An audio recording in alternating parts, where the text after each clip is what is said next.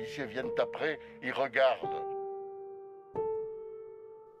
Il va falloir que tu acceptes que justice soit faite, sereinement, loin des calculs politiciens et des émois de tes syndicats. On veut une justice qui fasse son travail, qui mette les gens qui doivent aller en prison en prison. Le problème de la police, c'est la justice.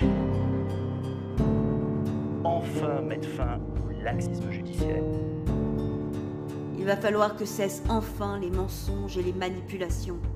Le préfet de police Didier Lallemand est sous le coup d'une enquête pour faux témoignages. Avec des preuves qui ont disparu, comme c'est souvent le cas dans les dossiers de violence policière. Sur les 5 policiers porteurs d'un lance-grenade, aucun n'a reconnu son implication.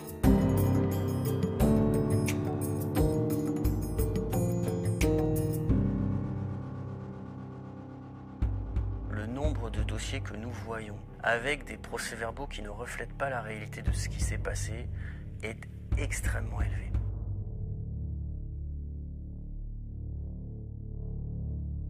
Il va falloir que tu acceptes de ne plus fermer les yeux sur les actes criminels et délictueux de tes frères d'armes. Sinon, comment peux-tu ?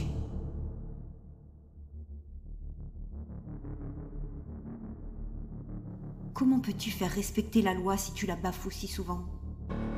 Des policiers soupçonnés d'avoir menti. Elle a essayé de casser le téléphone de Cédric pour effacer les preuves qu'il pouvait y avoir dessus. Ils ont tous essayé de camoufler un meurtre. Les policiers avaient fabriqué en fait des faux coupables, avaient rédigé des faux procès-verbaux. Comment peux-tu lutter contre les discriminations si tu les pratiques au quotidien ? Bouilloul, négro, bico, dit régulièrement, ouvertement, entre collègues, dans l'enceinte du commissariat.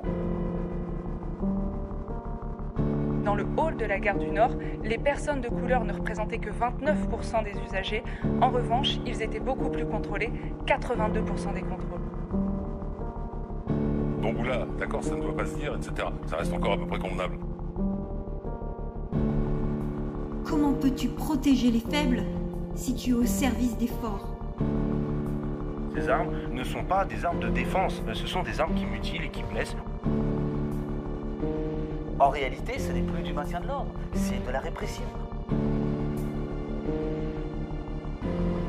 Ce système de maintien de l'ordre, cette pratique du maintien de l'ordre, c'est un choix politique du gouvernement.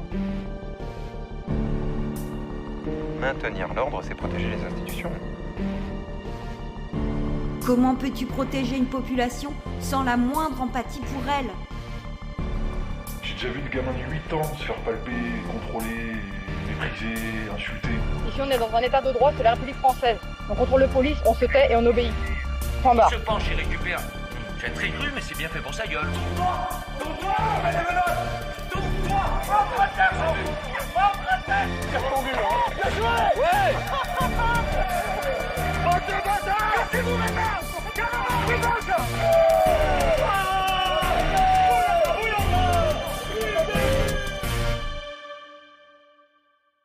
Voilà une classe qui se tient sage.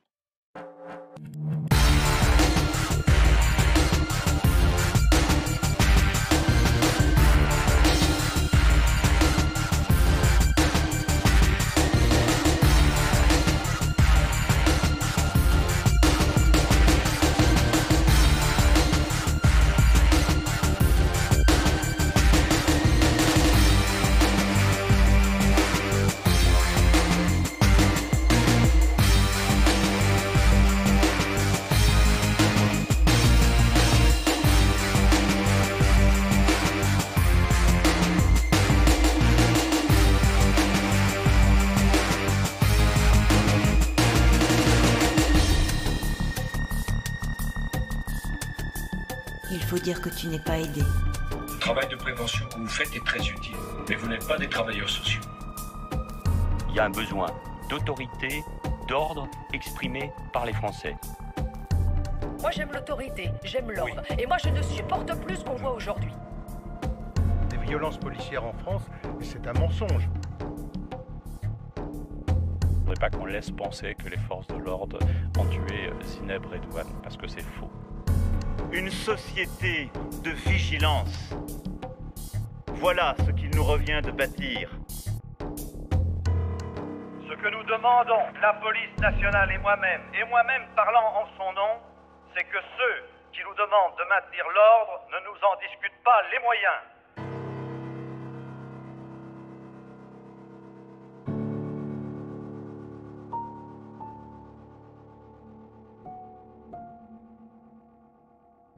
Il serait temps que tu comprennes que ces calculs politiciens, ces manipulations syndicales n'ont pour unique but de les servir et de t'éloigner de ceux que tu es censé protéger. Cette population à laquelle tu as oublié que tu appartenais. Voilà une classe qui se tient sage.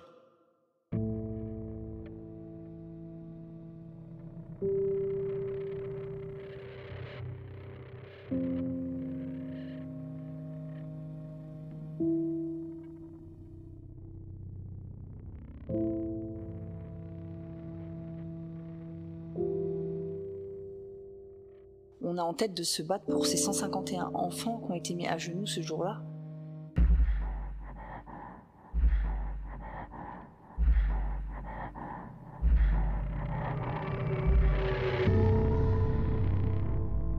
Les policiers ils ont fait leur boulot, hein, ça c'est sûr, mais ça s'est très bien passé. Hein. Moi je ne suis pas choqué du tout, il n'y avait pas d'autres moyens. C'était pas des lycéens, c'était des voyous. Les policiers ont parfaitement bien réglé les choses. Il n'y a eu aucun blessé, il n'y a eu aucun problème. Ça leur a pas fait de mal aussi à ces jeunes, hein, de savoir ce que c'est que le maintien de l'ordre, la police, se tenir tranquille. Voilà, ça leur fera un souvenir.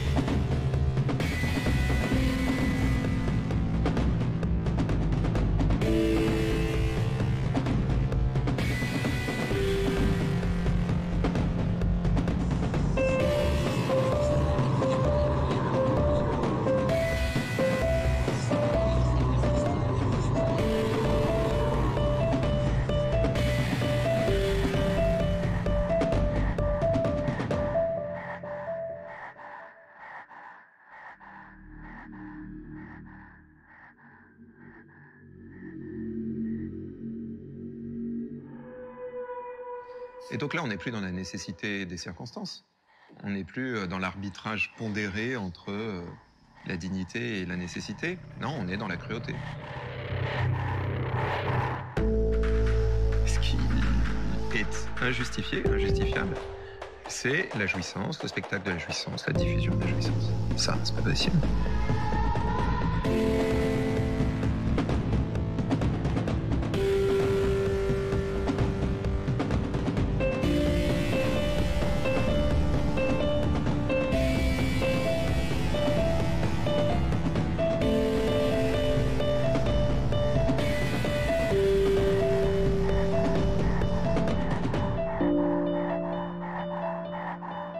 En fait, il faut jamais qu'ils s'habituent à être traités comme ça, de cette manière-là.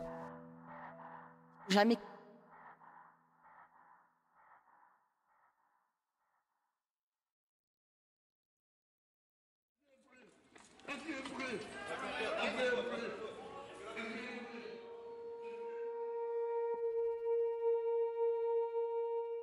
Le père de famille a crié 7 fois « J'étouffe » avant de perdre connaissance le 3 janvier 2020.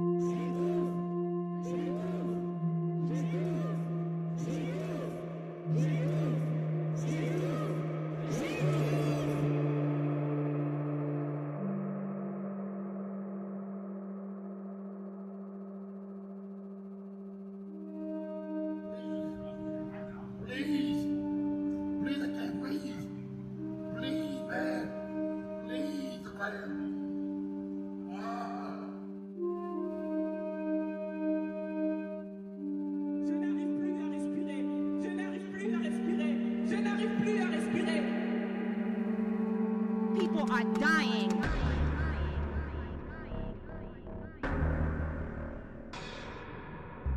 Cédric n'est pas mort d'un malaise cardiaque, il est mort étouffé.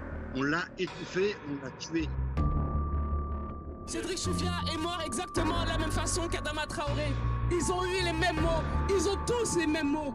J'étouffe, je n'arrive plus à respirer. We cannot look at this as an isolated incident.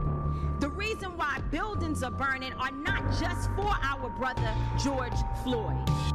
They're burning down because people here are saying enough is enough.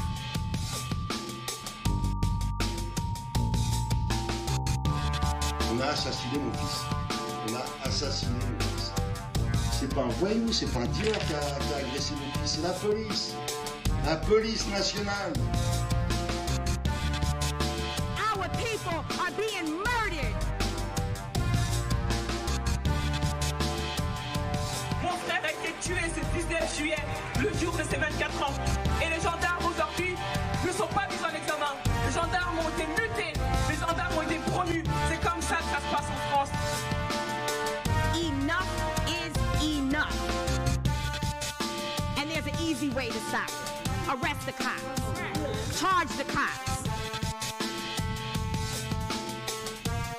Il n'y a personne qui est mort avec une clé d'étranglement en France, d'accord? On a des gestes professionnels tels que l'étranglement arrière. Il n'y a jamais eu d'accident, alors qu'on nous le laisse et qu'on nous laisse travailler enfin. Cette logique de mensonge et de déni qui succède aux violences policières dans ce pays est totalement insupportable. Charge the cops. Do your job. Comment rendre hommage à Cédric si les coupables sont toujours autour de nous, autour de vous?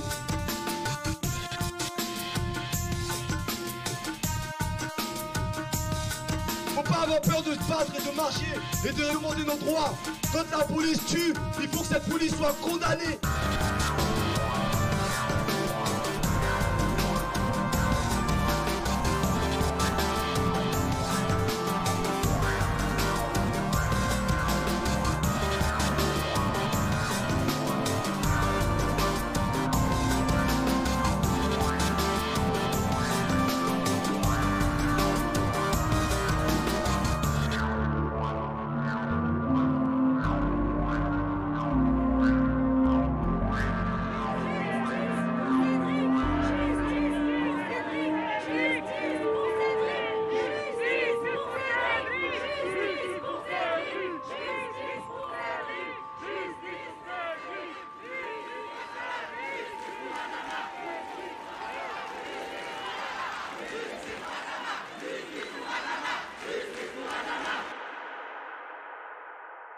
La technique de l'étranglement a été jugée dangereuse. Cette technique qui consiste à enserrer le cou de manière prolongée afin de réduire l'afflux d'oxygène et de limiter le tonus musculaire ne sera plus enseignée dans les écoles de police.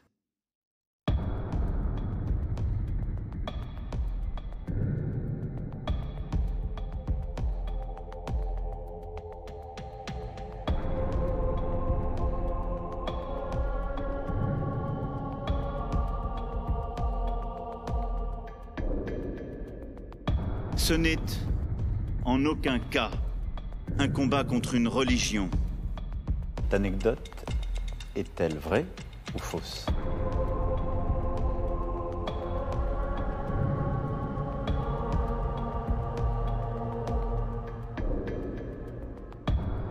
Je ne peux pas laisser accréditer l'idée que les forces de l'ordre exercent des violences physiques. Est-ce que cette anecdote est vraie ou fausse?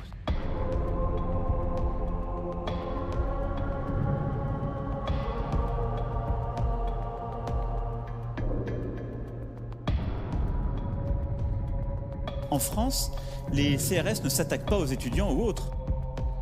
Cette anecdote, elle est fausse.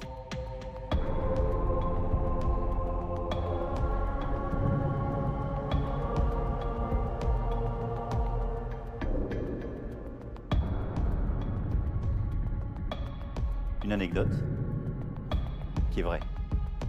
Nous sommes en guerre.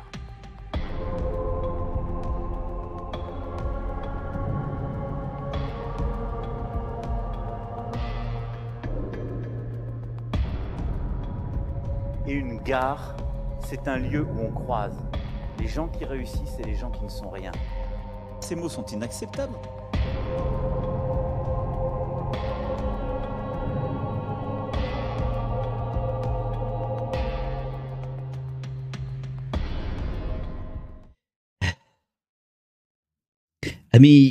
Ami de la Sarkozy, j'ai sorti un vieux t-shirt. Casse-toi, pauvre con. Ami du café. Ami du café. Ami des tasses commerciales. Bonjour. Salut à tous.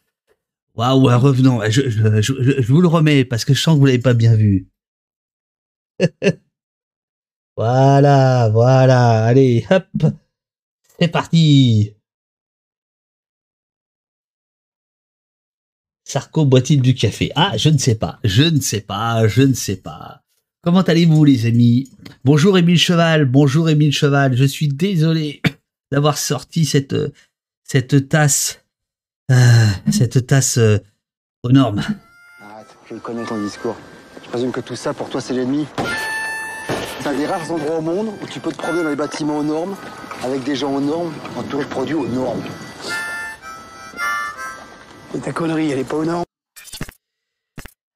Ma chère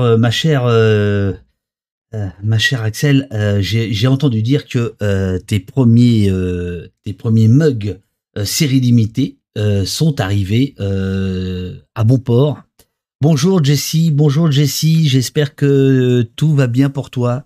Bonjour tout le monde. Aujourd'hui c'est causerie à matraque et bâton rompu, c'est-à-dire une petite revue de presse où nous allons parler de Ruffin face à Bernard Arnault, où nous allons parler de Malik Oussekine, dont ce soir c'est la première pour la série de Disney, sachant qu'il y a aussi un film, un long métrage qui là tout ça va aller mieux, puis ça va se dégrader au fur et à mesure de la preuve.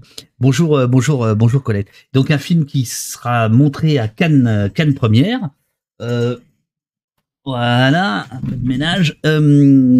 Et nous allons parler de Bruno Attal, policier qui fait des vidéos tordantes. Et nous commencerons peut-être par un article d'un dénommé Bernard Pierre. Je ne sais pas s'il est là, Pierre. Je ne sais pas s'il est avec nous ce matin. Bien connu de nos services. Hein. C'est un petit peu le comment dirais-je, le clipper fou d'Opost, qui a pondu un papier, le mythe d'une sécurité globale, une société de surveillance et de contrôle social, par Pierre Bernat. Chez nous, ici, c'est Pierre B31, quelque chose comme ça. Mais je suis pas sûr qu'il soit là. Bravo aux deux abonnés du matin. J'espère qu'il y en aura d'autres, car on en a besoin. Franck Zappa sort de ce corps. Merci beaucoup. Et Idren, qui tous les deux ont pris un petit abonnement. David, est-ce que je serai au Festival de Cannes? Non, une raison.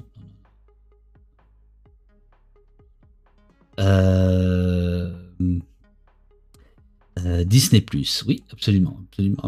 Mais bon, on parlera de ça tout à l'heure.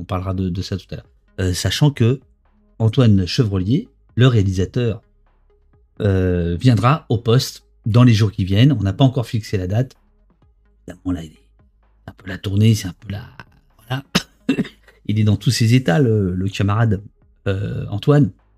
Mais il viendra au poste. Les amis, deux nouvelles commandes à la demande générale d'hier, Mutin et Madeleine. Si vous tapez Mutin ou si vous tapez Madeleine, normalement, le néon doit s'activer aux couleurs de nos partenaires, les mutins. Voilà, ça c'est les mutins. Et non, Madeleine, c'est... Alors, il faut l'écrire façon Madeleine, c'est-à-dire M-A, voilà, exactement, comme ça. Attention, et voilà. Oh là là là. C'est quand même extraordinaire. C'est quand même extraordinaire. Je ne sais pas si Bruno est là, valeur anarchiste. Est-il dans les parages? Non, pas pointe encore. Alors, chers amis, je vous propose donc cette petite matinée, sachant que donc demain, justement, les mutins, Olivier Azam sera avec nous pour nous entamer avec nous tous, un cycle cinéma engagé proposé donc par les mutins. Ça se passe demain.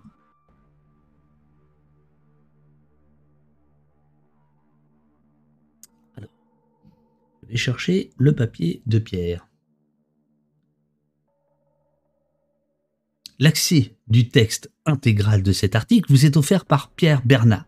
Alors, Pierre, il est un Toulousain, un pilier d'Au Poste, mais le matin il travaille, donc il n'est pas toujours là. Je pense qu'il verra l'émission en replay. Le mythe d'une sécurité globale, une société de surveillance et de contrôle social. Le 25 mai dernier, Emmanuel Macron, président de la République, promulguait la loi pour une sécurité globale préservant les libertés, achevant ainsi le parcours controversé d'une nouvelle loi de surveillance. Cette loi aura au moins eu le mérite de montrer à tous où nous en sommes dans le contrôle de la population française, autorisant des dispositifs qui semblaient impensables quelques années avant à peine. Le débat public, forcé et obtenu par les organisations demandant le retrait de cette loi, aura permis de faire un état des lieux des différents dispositifs déjà en vigueur, alors qu'on nous annonce de nouvelles lois pour surveiller plus de domaines, plus généralement, plus systématiquement, élargissant des périmètres d'action possibles. Article publié dans la revue VST, Vie sociale et traitement, et disponible sur le site de Sciences Humaines, on va dire, le Kern Info. Alors par ailleurs, sachez que j'ai pas le tweet ici, mais je pense que Uriel va le retrouver.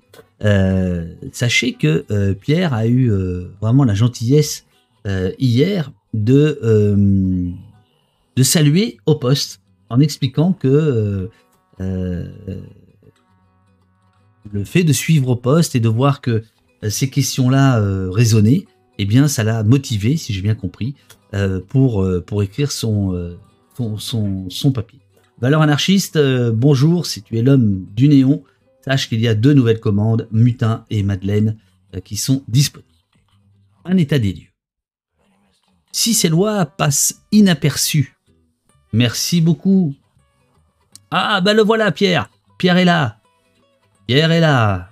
Alors, mon cher Pierre, j'entamais la lecture de ton papier. Génial, génial que tu sois là. Merci Goxy, merci Buron, merci Mirko.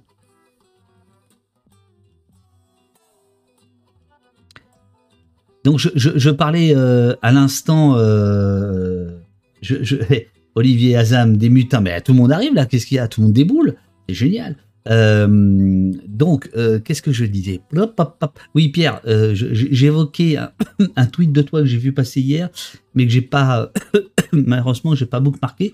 Si jamais tu le retrouves ici, où tu salues la communauté d'Au Poste comme inspirante, d'une certaine manière, pour ce papier. Robert Rue 2022. Bien.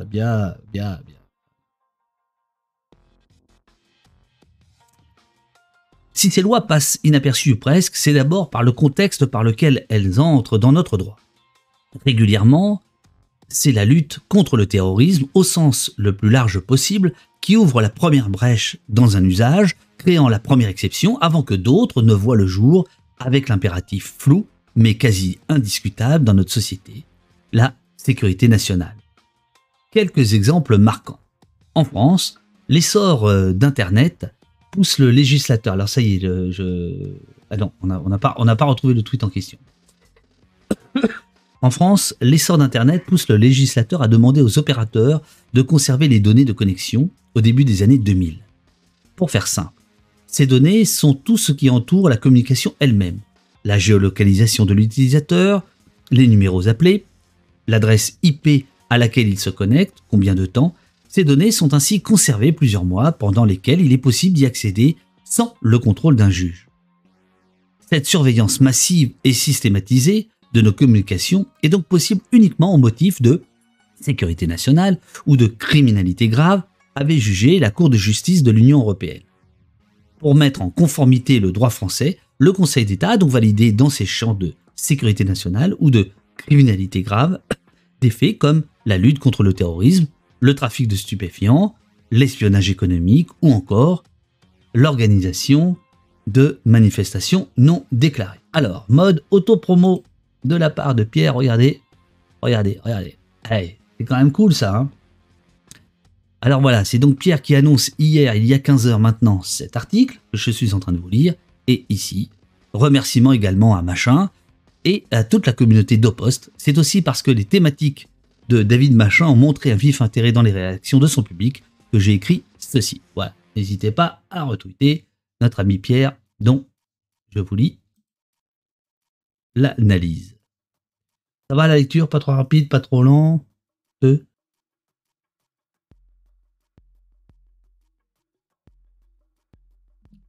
Les streams non déclarés, c'est compliqué.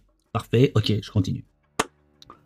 L'une des lois sur l'informatique les plus connues est la loi informatique et liberté de 1978. Je rappelle que Pierre est un observateur de la Ligue des droits de l'homme et que c'est quelqu'un qui a rédigé plusieurs rapports extraordinaires sur la police et notamment le maintien de l'ordre dans l'agglomération de Toulouse, entre autres choses.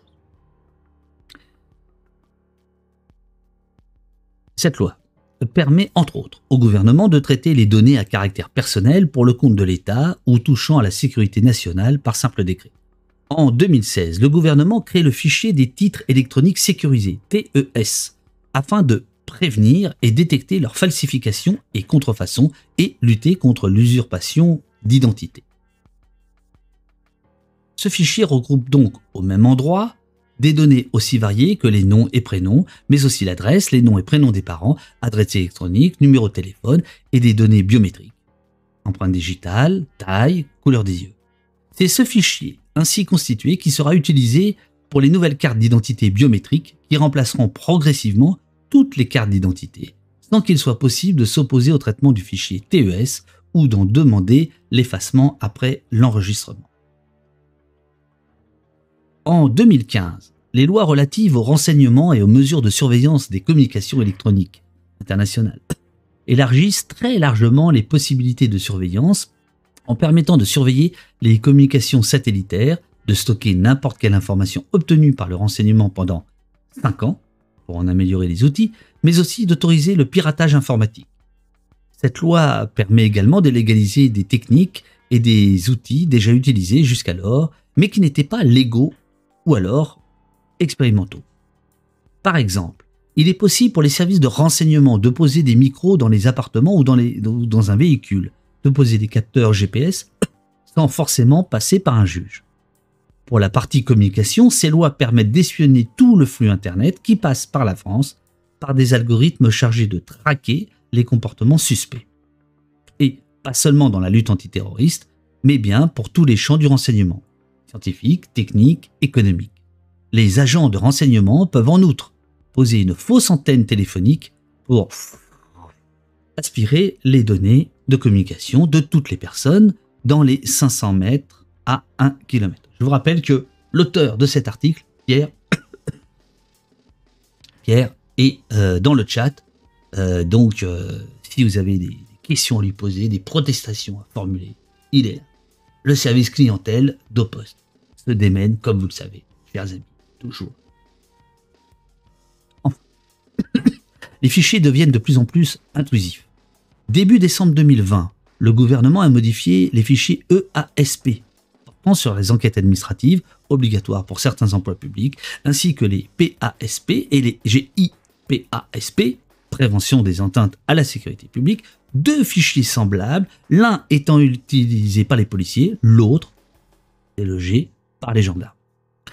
Ces fichiers ont désormais des champs d'application particulièrement larges et rassemblent des éléments aussi différents que les pratiques sportives, addictions, déplacements, adresses et lieux fréquentés, mais également opinions politiques, convictions philosophiques et religieuses, appartenance syndicale, l'orientation sexuelle ou encore les données de santé révélant une dangerosité particulière.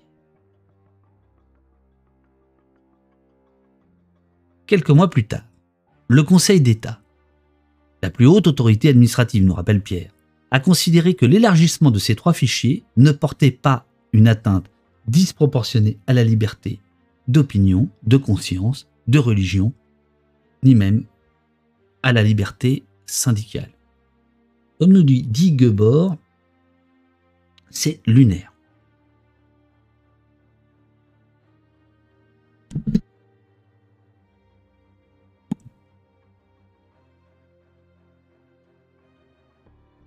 Ici, on fait dans la revue de presse de fond. C'est extraordinaire, hein, Pierre, hein, ton papier. Quelques jours plus tard, le Conseil d'État... excusez-moi, non, ça je l'avais lu. On voit, au travers de ces quelques exemples, qu'il est déjà possible pour l'État, en répétant le même argument de sécurité nationale, d'espionner ou de collecter énormément de renseignements, aussi divers que votre identifiant sur un site internet, votre contamination au dernier variant du coronavirus, le syndicat dont vous êtes membre, vos voyages, vos données biométriques, peut-être même vos fréquentations Twitch, je ne sais pas. Attention, à ceux qui sont en mode podcast, c'est une blague que j'ai rajoutée, c'est pas dans le texte. Bref, tout ce qui vous différencie d'un être humain, avec très peu de contrôle des juges et des données conservées très longuement, alors même que la justice européenne rappelle que la France, comme les autres pays membres, n'a pas le droit d'utiliser de surveillance de masse. La logique suivie, c'est ce qui était inadmissible avant-hier, devient possible hier, commun aujourd'hui, et la base d'une nouvelle régression des libertés demain. Juste derrière ce journal, une publicité débile, un jeu à la con et un film de merde.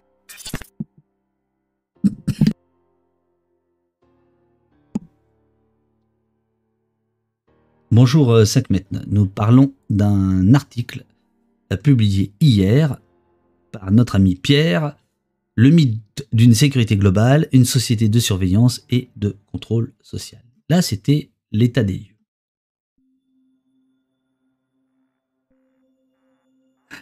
Merci Boomer d'Armor. Merci beaucoup pour ton 3e mois d'abonnement. Génial.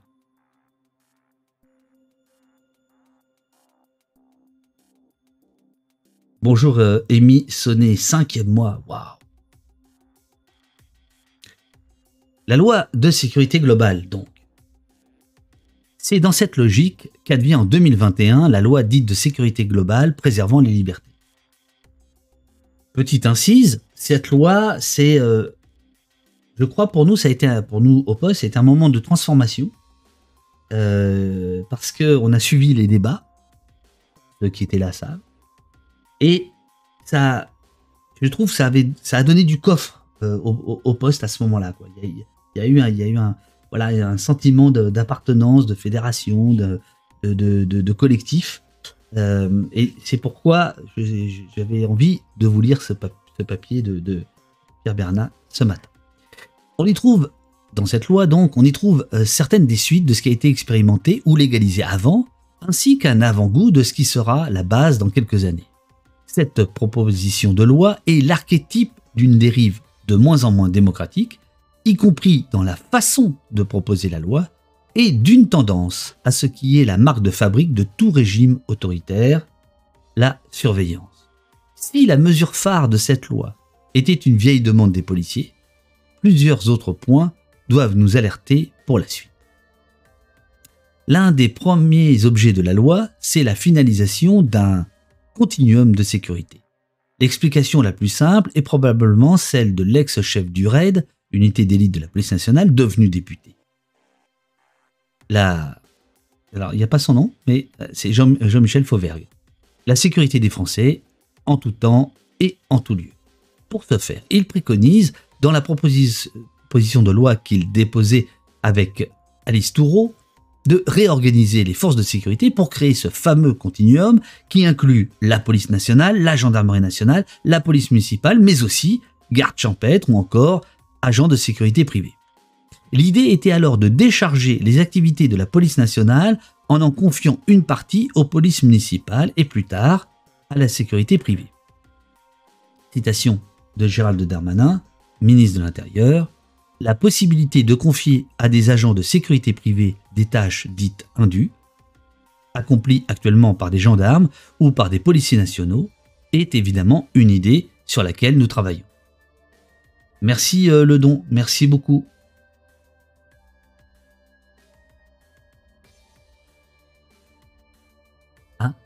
Émile Cheval nous dit que Alice Toureau, députée LREM, ne se représenterait pas à Montélimar. Oui, oh bien joué Orial.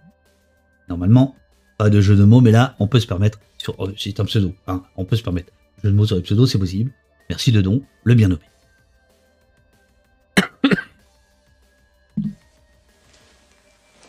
Un autre café?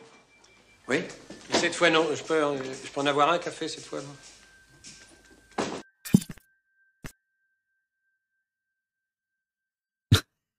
Et m'attend n'importe quoi.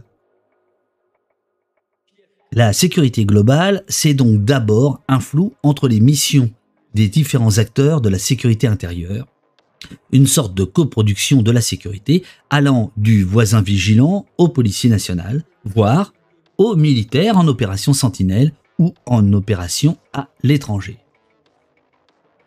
Une autre facette de cette loi, c'est, comme nous l'avons vu plus tôt, avec des lois relatives au renseignement, de légaliser des pratiques jusqu'ici illégales.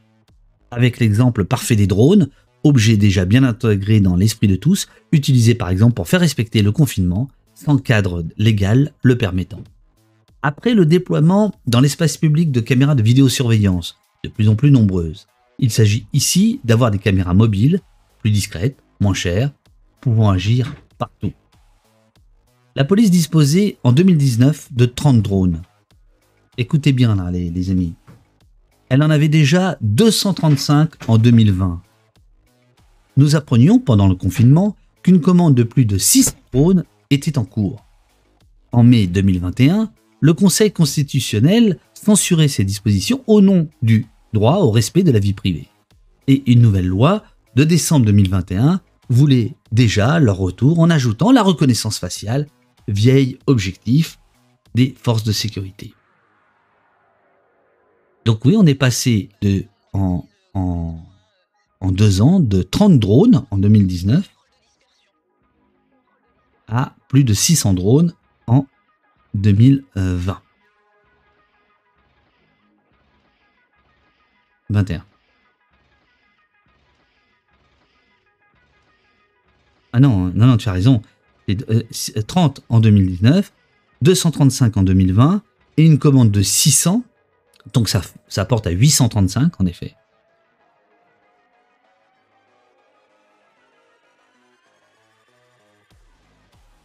Si chacune des mesures évoquées plus haut est en soi problématique, c'est surtout leur interconnexion qui est dangereuse pour nos libertés fondamentales. Qui pourrait imaginer que manifester contre les violences policières pourrait amener au fichage de votre collègue de bureau qui aurait le malheur d'être syndiqué? Au pire, t'as le droit de fréquentation. Si l'on ajoute la fameuse demande des policiers à ne pas être photographiés, le fameux article, même plus dit, 24, on en arrive à une société panoptique. C'est le dispositif carcéral dont l'objectif est de permettre à un gardien de surveiller sans être vu pour, au final, exercer un contrôle social. Les détenus pouvant être observés à tout moment, sans savoir quand ils le sont, ils se contrôlent eux-mêmes, ce qui permettrait au final de réduire le nombre de gardiens. Ah bah ça a commencé? Ben oui, ça a commencé. L'émission a commencé. Ben, on est à l'antenne depuis 5 minutes. quelques effets dans le travail social. Cette idée de contrôle social n'est pas nouvelle. Il y a malheureusement déjà des exemples assez précis de dérives et de questionnements qu'il faut analyser pour savoir vers quoi nous tendons. Ce contrôle s'exerce dans les missions confiées aux travailleurs sociaux, mais aussi dans les outils que ces derniers sont amenés à utiliser, et enfin sur leurs attitudes. Ces interrogations sont anciennes, les professionnels se demandant depuis longtemps s'ils sont là pour éviter le pire ou cacher suffisamment de choses pour que la société soit supportable. La loi renseignement de 2015. Merci beaucoup, Hydrolienne.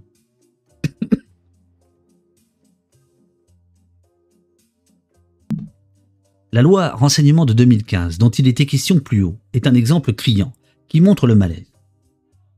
Dans sa version initiale, elle ne prévoit aucune exception d'enregistrement des communications des travailleurs sociaux, uniquement pour les magistrats, parlementaires, avocats et journalistes, ce qui revient à autoriser la surveillance de leurs communications, bien que couverte par le secret professionnel. Les travailleurs sociaux interviennent de fait avec des populations dans des situations délicates, dans lesquelles la loi n'est jamais loin. Comment bâtir une relation de confiance, ou tout du moins de respect, s'il est possible que les informations ainsi confiées soient utilisées contre celui qui les donne? Le rôle d'une démocratie n'est-il pas aussi de préserver des espaces sans jugement, mais également sans surveillance, afin d'accompagner la construction d'un projet? La mise en place d'une idée contraire, au motif de surveillance des personnes pouvant potentiellement faire vaciller la très floue sécurité nationale, crée une situation de défiance des publics accompagnés par les travailleurs sociaux. C'est d'ailleurs cette position qui a été défendue par la Commission nationale consultative des droits de l'homme, la CNCDH, estimant que les travailleurs sociaux, ouvrez les guillemets, ne doivent pas devenir des auxiliaires de police, fermez les guillemets. La demande de signalement et de renseignement, et singulièrement dans les affaires de radicalisation en lien avec le terrorisme, met à mal la réussite de leur mission première d'accompagnement. La demande de contrôle social est alors auto-réalisatrice, en rompant la confiance et en renforçant l'isolation des personnes fragilisées. On renforce également les risques de passage à l'acte, et c'est donc bien qu'il fallait surveiller plus. Les outils sont par ailleurs à interroger. L'outil informatique est devenu, au fil des années, prépondérant dans la société. Il peut être, dans beaucoup de situations rencontrées dans le champ social en général, il faut garder en mémoire que c'est l'outil, à l'outil d'être adapté à la finalité et non l'inverse. Nous avons vu à quel point cet outil est perméable à une surveillance externe. Au final, chacune des lois sécuritaires devrait être traduite sur ses conséquences sur les travailleurs sociaux. Sont-ils les prochains à être intégrés au continuum de sécurité globale? Les informations qu'ils entrent dans des fichiers peuvent-elles servir à la prévention de la délinquance? Les questionnaires peuvent-ils donner des signes de radicalisation? Les habitudes décrites dans leur communication interne peuvent-elles aider à cibler des trafics? C'est le renversement d'une société de protection vers une société disciplinée. Un autre point d'attention concerne la procédure. Donc nous sommes en train de lire un article de Pierre Bernard, appelé Pierre B31 dans le chat, publié dans la revue VST, disponible sur le site Kern Info.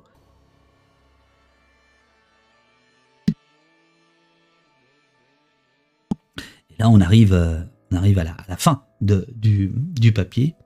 Donc n'hésitez pas, si vous avez des questions à poser à l'auteur, il est là.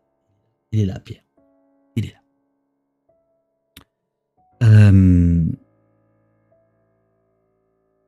Un autre point d'intention concerne la procédure. S'il est désormais impossible de trouver un métier sans procédure à respecter, une procédure n'est que rarement mise en place sans but. Une économie, un fonctionnement plus sain, éviter d'oublier des choses, respecter la mission confiée, tout appelle à la procédure. Parce qu'elle couvre le professionnel qui l'utilise, elle le protège.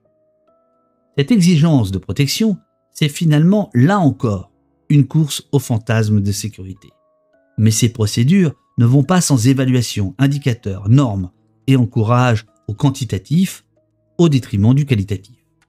La tentation devient grande de réorganiser les projets non plus vers les missions, mais vers les indicateurs, comme une série à remplir dans un ordre précis pour arriver à son but.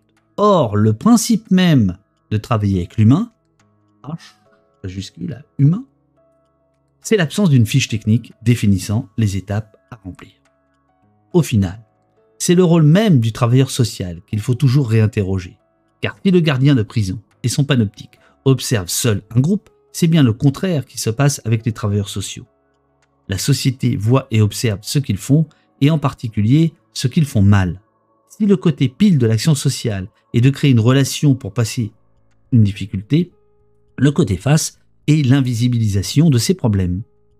Avec les injonctions des pouvoirs publics d'un côté et la surveillance de la population de l'autre, il y a un risque de se conformer aux attentes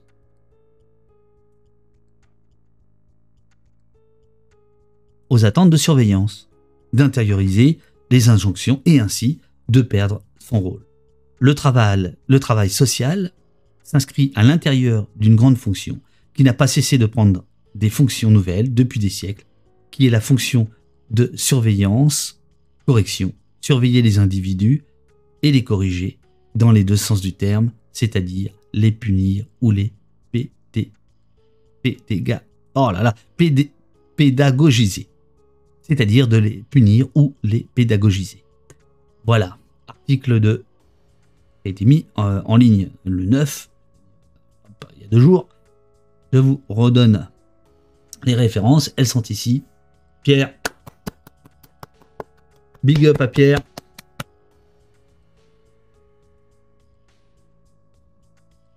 Bah alors le chat, vous dormez ou quoi? Voilà.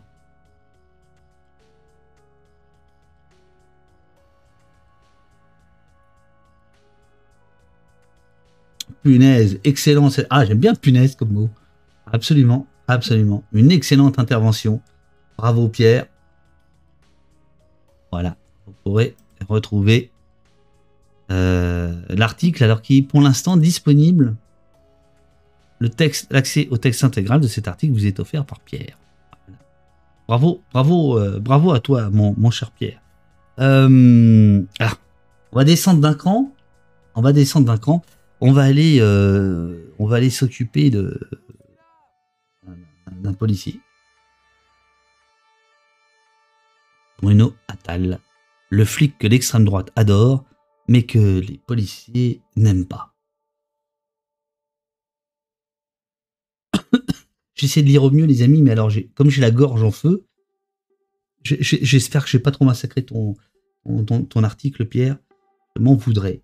Petite pause et on se retrouve dans 1 minute.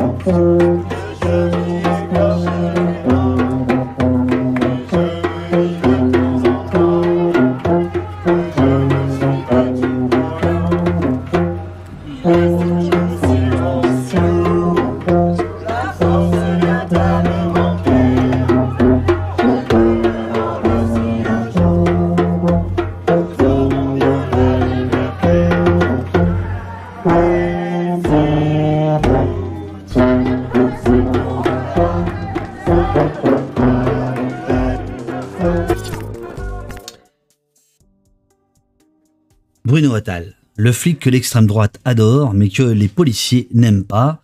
Une enquête de nos copains de Street Press. Pierre Plotou, Maxime Massé, Mathieu Mollard, suspect habituel d'Opost.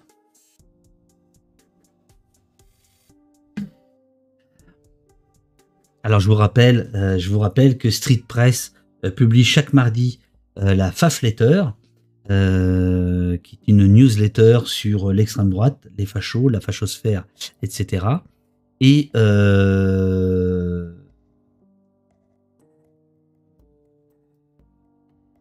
c'est gratuit. Enfin, je vous rappelle que si c'est gratuit, c'est qu'on est dans la merde. C'est-à-dire qu'en fait, Street Press a fait l'option des dons, hein, des dons et voilà. Donc vous pouvez vous inscrire à la newsletter Fafletter de Street Press. Tous les mardis vers 7-8 heures du matin, vous recevez leur petite affaire. Et c'est là que j'ai vu cet article que je vais vous lire maintenant. Bruno Attal est le flic préféré des FAF. Il s'affiche aux côtés de Baptiste Marché et Papacito, conseille Éric Zemmour et se présente aux législatives avec son soutien. Dans la police, ça n'est pas la même histoire. Peu de fonctionnaires l'apprécient. Il aimerait être le flic qui murmure à l'oreille de Zemmour. Un peu comme ça. Bruno Attal a beaucoup aimé la formule quand Street Press la lui a glissée sur le ton de la plaisanterie, il y a quelques mois. Non, pas à ce point-là, avait-il répondu, puis de finalement se raviser. Ça fera un super titre pour un portrait. Il assure désormais que c'est devenu vrai.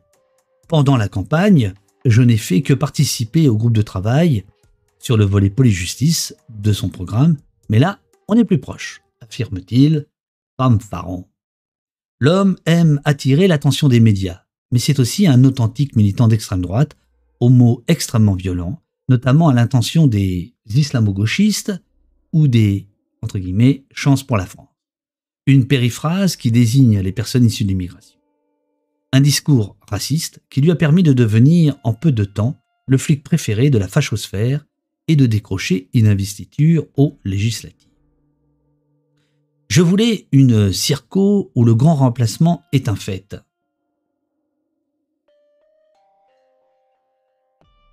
C'est-à-dire où les Français ont été chassés. Je veux montrer comment les islamo-gauchistes ont fait partir les Français pour prendre le pouvoir municipal et ensuite le pouvoir législatif. C'est le programme des frères musulmans pour faire de l'emprise dans tous les corps de la France pour appliquer leur programme mortifère. Là, c'était une citation hein, pour ceux qui suivent pas le texte, hein, qui sont juste à l'écoute. Au téléphone, Bruno Attal explique à Street Press pourquoi il se présente à la députation dans la 14e circonscription du Rhône. L'affaire ne s'arrête pas là. Quand j'ai vu que Taha Bouaf y allait, alors l'article a été publié avant que Taha Bouaf se retire, comme vous le savez, hier dans la nuit. Quand j'ai vu que Taha Bouaf y allait, j'ai insisté pour y être investi, renchérit le secrétaire général du très droitier syndicat France Police, policiers en colère. Bruno Attal connaît-il vraiment cette circo? J'ai bossé à Vénissieux pendant 1 an, j'ai connu le Vénissieux qui n'était pas islamisé, assure-t-il à Street Press. Et il y croit, ou au moins fait semblant. J'ai de bonnes chances d'être élu si on fait l'union des droites, dit-il. Puis de finalement se raviser quand on lui fait remarquer que ça pourrait être le candidat à Rassemblement National, Damien Monchou, qui laboure le terrain depuis un moment, qui pourrait bénéficier de cette très hypothétique union. Mais avec mon aura médiatique, on ne sait jamais, conclut Bruno Attal. Médiatique, le mot est lâché.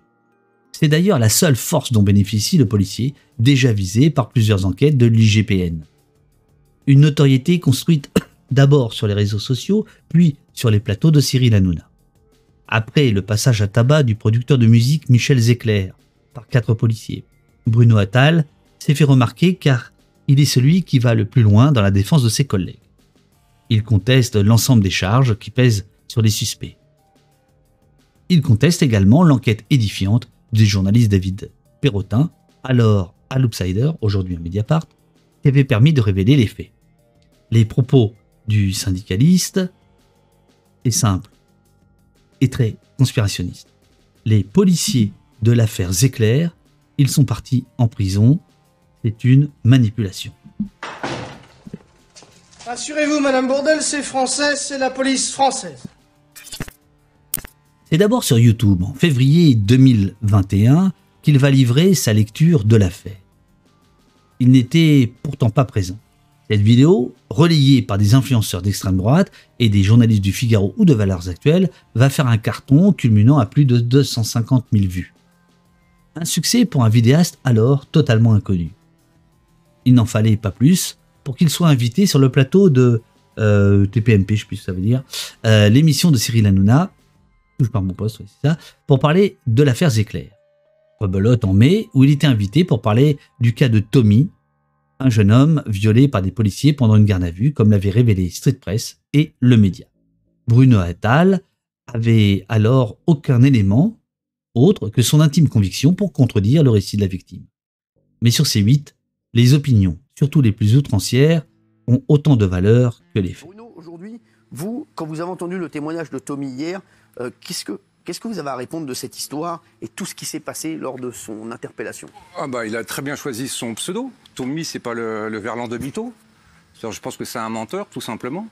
Pourquoi? Comment? Parce qu'on le sentait extrêmement vraiment sincère hier. Et on le sentait mais très ça, ému. c'est le problème, c'est de sentir... Je sais très bien que vous avez beaucoup d'empathie en général et que, en général, les gens que vous recevez sont de très bons comédiens. Donc voilà. Racontez-nous votre histoire, alors. Pardon? Racontez-nous votre histoire, votre version. La version, de toute façon, vous êtes un délinquant, je crois, monsieur, vous êtes connu des services de police. C'est une question? Oui, c'est une question, oui. C'est pas parce que je suis connu des services de police que je suis un délinquant. Mais on n'est pas là pour parler de mon casier judiciaire.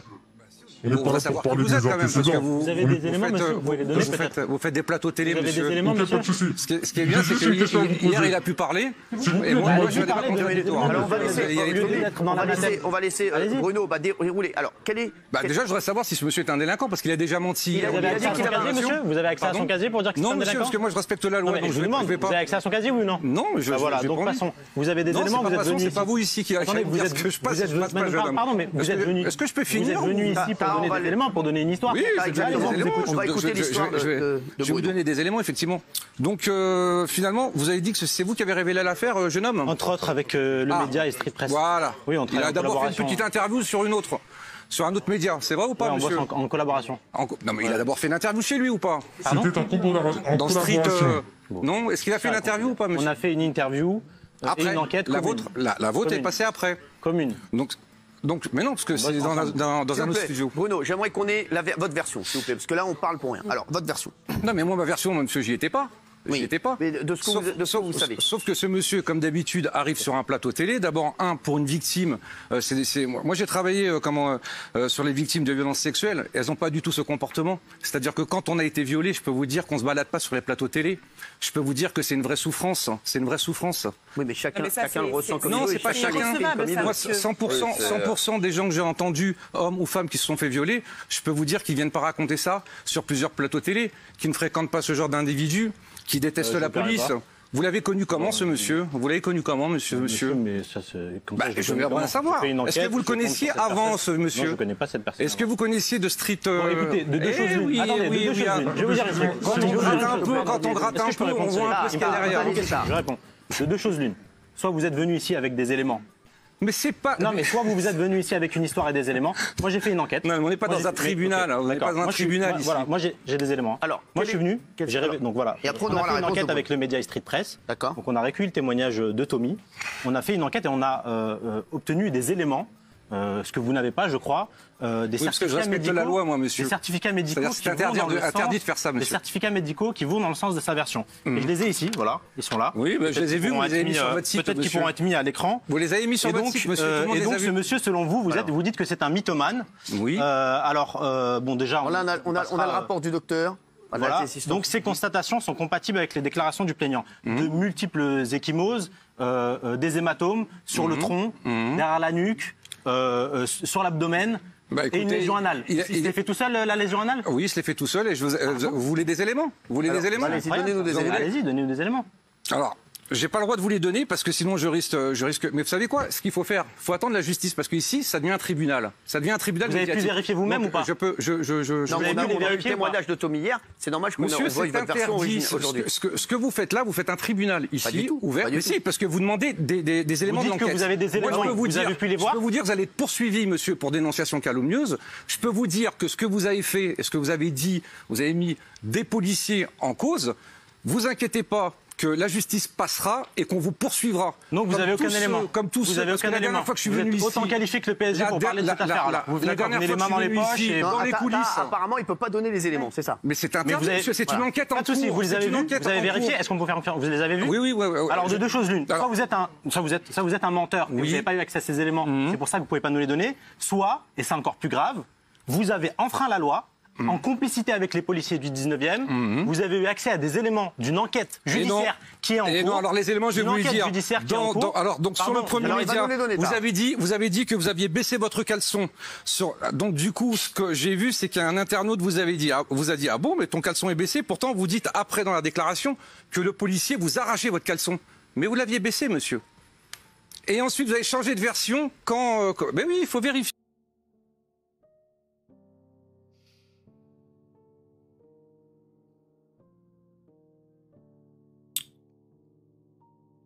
Des prises de position publiques qui valent à Bruno Attal le soutien de la fachosphère et notamment de deux de ses principaux influenceurs, Papacito et Baptiste Marché, lui aussi habitué du plateau de Touche pas mon poste. Il les a d'ailleurs fait intervenir dans une vidéo satirique intitulée « Les anti-flics d'or » où il proposait de remettre des prix à des personnalités qu'il estime être contre la police. Une capsule où Bruno Attal, ceint dans un smoking de katsu, singe les codes des Oscars qui lui a valu une convocation à l'IGPN pour manquement au devoir de réserve. Mais qui a considérablement accru sa notoriété, au point d'attirer l'attention du Maurassien Zemmour en campagne, demande Street Press. Ah oui, c'est trash. Ouais, c'est trash, bien sûr. Bien sûr, les amis. Mais là, il y a un contexte, c'est l'enquête de Street Press. Par ailleurs, je vous renvoie à la version remontée que nous avions faite de Claire Sécal, cette chercheuse qui a étudié Hanouna. Donc on a des perspectives qui nous permettent de regarder ce genre de spectacle absolument affligeant. Mais je crois vraiment, je crois vraiment que il faut pas mépriser ça. Je veux dire, il y a des millions de gens qui regardent ça. Des millions de gens qui regardent ça. L'extrême droitisation, elle passe là. Grand jet d'eau, quoi. Alors, je continue. On est le seul syndicat à défendre une réforme de la légitime défense. Donc ça, c'est Bruno Attal qui parle. J'ai été approché par l'équipe d'Éric Zemmour parce que j'ai fait beaucoup de médias sur cette question. Comment et par qui a-t-il rencontré le candidat? Je ne vous le dirai pas, tranche Bruno Attal. Tout juste apprendra-t-on qu'il le connaît depuis des années, bien avant sa période chez Ruquier. Une vieille connaissance donc, et leur collaboration va aller assez loin puisque Bruno Attal va participer à la rédaction du programme Police-Justice de Zemmour. Il va même l'accompagner dans certains de ses déplacements de campagne. Fin novembre, le journaliste Maxime Régnier, que je salue, l'auteur de la photo de l'affiche d'un péquisien sage, tout ça, monde. Fin novembre, le journaliste Maxime Régnier le repère sur les photos de cette sortie ratée à Marseille du candidat de Reconquête qui va se transformer en chemin de croix tant la cité phocéenne est réticente à la venue du Z. Bruno Attal va ensuite carrément organiser la rencontre à Menton entre Zemmour et des policiers de la police aux frontières. Administration à laquelle le syndicaliste d'extrême droite est rattaché fin janvier, à peine 2 mois plus tard. Ah, c'est intéressant. Pose bien, hein, c'est prêt. Pose bien.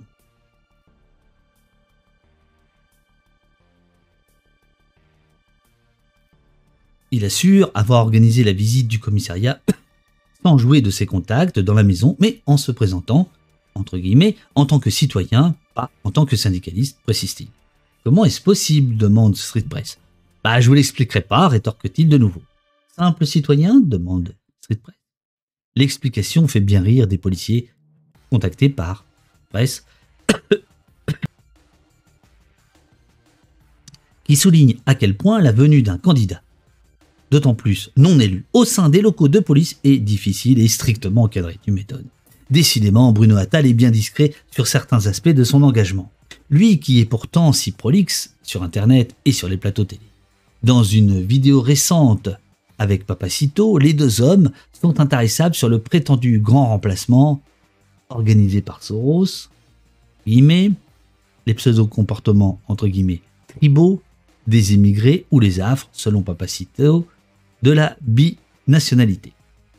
Or, dans cette même vidéo, Bruno Attal explique avoir la double nationalité franco-israélienne et parle de son service militaire. C'est faux, rétorque-t-il quand on cherche à en savoir plus. Puis, mis devant la contradiction, il finit par s'emporter. J'ai pas de compte à vous rendre, je parle de ce que je veux, avec qui je veux. Cette presse n'en saura pas plus. Israël est pourtant, entre guillemets, le miroir de ce qui arrive en France aujourd'hui, dit aussi Bruno Attal. Un parallèle utile pour en revenir à ses obsessions aussi. Entre guillemets. Citation. Tous les montages que Street Press ou l'Oopsider font dans le contexte français, ça ressemble énormément à ceux de la cause palestinienne. Des faux montages, dit-il, comme ceux d'enfants palestiniens jetant des cailloux contre les méchants militaires israéliens. Toute cette farce ressemble beaucoup à ce que font les médias islamo-gauchistes comme Street Press. Ah, demande Street Press. Et c'est quoi un islamo-gauchiste? Un islamo-gauchiste, c'est à Abou Haf dans toute sa splendeur. C'est un haineux de la France, c'est une personne qui souhaiterait grand remplacer la France. Comme la gauche n'arrive plus à avoir le vote ouvrier, elle invente des choses comme l'islamophobie pour trouver un électorat nombreux. Ah, poursuit cette presse. Et les autres flics, ils en pensent quoi? Petit flic de terrain, Bruno Attal surjoue son métier comme un engagement quasi militant. Entré dans la maison à 25 ans comme adjoint de sécurité, ce gamin de Garges-les-Gonesse, Val d'Oise, répète à l'envi être gardien de la paix depuis 25 ans. Il a pourtant fait des infidélités à la police nationale, tentant des aventures entrepreneuriales qui n'ont mené à rien. Il a ainsi été rédacteur en chef d'un magazine télé, sélectionnant les programmes traitant de l'homosexualité dans le pas français et engagé en faveur de la défense des droits des personnes LGBT. L'élu de droite, à l'époque, il est aujourd'hui passé à gauche, et militant, Jean-Luc Romero, y tenait même une chronique politique, relève Marianne. Attal a ensuite tenté de lancer une application de rencontres homosexuelles. C'est à cette époque, aussi, qu'il est photographié en soirée avec Frigide Barjot, l'égérie de la Manif pour tous. J'ai voulu tenter d'autres choses parce que j'étais à bout et que je voulais changer d'air. Mais je suis revenu à la police au bout de 2 ans parce que j'aimais trop ce métier, dit-il aujourd'hui. Mais la police l'aime-t-elle? Pas vraiment. Il a dû intégrer l'administration vers 99-2000 et toujours gardien de la paix, ce qui en dit long sur son intellect, tacle un fonctionnaire de la préfecture de police. Quand je l'entends parler, j'imagine le pire sur le terrain malheureusement, soupire une fonctionnaire, syndiquée à l'unité SGP, le premier syndicat de France. Même Alliance, deuxième syndicat de France, marqué très à droite, ne l'aime pas, raconte un autre policier de FSU intérieur. Quand il y avait eu la manif devant l'Assemblée, ils l'ont carrément... Alors c'était la manif des policiers, vous vous rappelez, au mois de mai 2021, au poste il était... C'était quelque chose. Hein. Un live entouré de 20 000 policiers. C'était quelque chose. Quand il y avait eu la manif des policiers devant l'Assemblée, ils l'ont carrément viré. C'est Éric Zemmour qui l'a fait re-rentrer. Pourquoi tant de haine? C'est un guignol qui nous fait tous passer pour des guignols, grogne un autre. Si les gens l'écoutent, pas étonnant qu'ils pensent que les policiers sont violents et racistes. Le mec réclame quasiment le droit de buter des Arabes. Haute sécurité pire. La plupart des policiers ont mes idées. Et pourtant, le syndicat France Police Policiers en colère fait 4%. Concède Bruno Attal. Comment l'explique-t-il? La corruption des syndicats de police majoritaires. Il y a beaucoup de magouilles et de pression sur les policiers. On ne passe pas son grade si on ne vote pas pour eux. J'étais anti-syndicat de police pour ça. Puis de revenir à ses obsessions encore. 80 à 80% des personnes que j'ai interpellées dans ma carrière pour des délits, voire des crimes, sont d'ethnie africaine ou nord-africaine. Une punchline raciste, sans la moindre source, qu'il sert jusque dans sa vidéo de déclaration de candidature. Tout Bruno Attal est résumé dans cette vidéo d'ailleurs. Une envie de se mettre en scène, un discours monomaniaque, de pseudo-vérités assénées, comme si le flic qui voudrait murmurer à l'oreille de Zemmour en était surtout le perroquet. Voilà, article de Street Press, enquête de Street Press. Vous pourrez retrouver, si ça vous intéresse, sur Twitter, effectivement un certain nombre de policiers qui notamment, là on voit l'affiche un petit peu en dessous, ils ont notamment demandé de ne plus se revendiquer gardien de la paix sur l'affiche, puisqu'il est candidat et que le devoir de réserve fait qu'il ne peut pas s'afficher en tant que policier, etc. Lecture terminée, absolument. Lecture terminée.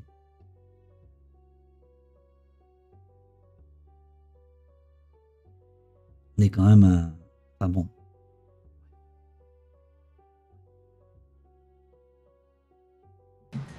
Je suis endetté personnellement à hauteur de 5 millions d'euros.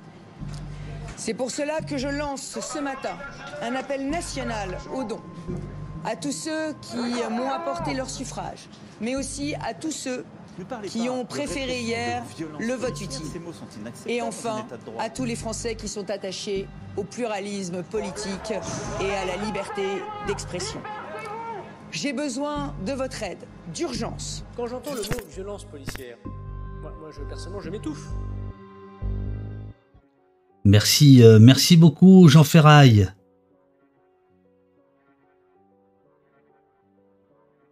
Ça, 11e mois d'abonnement, incroyable. Merci beaucoup à toi. Et il y en a eu un autre de Veders. Merci aussi à toi pour l'abonnement. Alors aujourd'hui, on est le 11 mai. Si je ne me suis pas trompé, c'est aujourd'hui, ce soir, que va être diffusé le premier épisode, peut-être les deux premiers, je ne sais plus, de la série Oussekine, réalisée par Antoine Chevrollier. Antoine Chevrollier, qui est notamment réalisateur de Baron Noir, qui a réalisé quelques Bureaux des légendes aussi, a réalisé là, moi j'ai vu que les deux premiers épisodes, j'ai eu la chance d'assister à la projection, ce qu'on appelle d'équipe. Voilà, il y en avait une plus huppée hier ou avant-hier, et à l'autre là, avec les travailleurs, magnifique. Voilà, moi j'ai eu les larmes aux yeux dès le début, et j'ai repleuré. C'est vraiment très très bel ouvrage. J'en dis pas plus parce que je vous laisse découvrir ça. C'est donc ce soir sur Disney+. Antoine sera dans les jours qui viennent au poste pour nous parler de la formidable enquête, parce qu'il y a une formidable enquête derrière tout ça.